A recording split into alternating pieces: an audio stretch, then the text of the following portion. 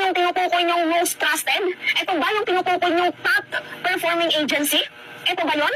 Sure na kayo dito? Saan ang galing yung yawang survey na yun? Pakiulit nga, ha? Pakireview.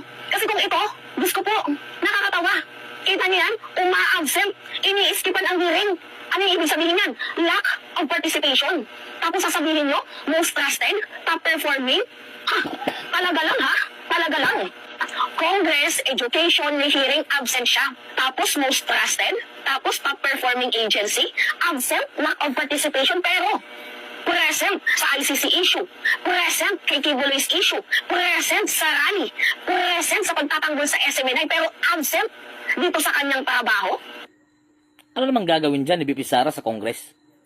Mga kongresista nga ang nananawagan na bumaba siya o mag-resign siya sa pagka-DepEd Secretary. Kinunan pa siya ng budget. So ano mapapala niya sa Congress?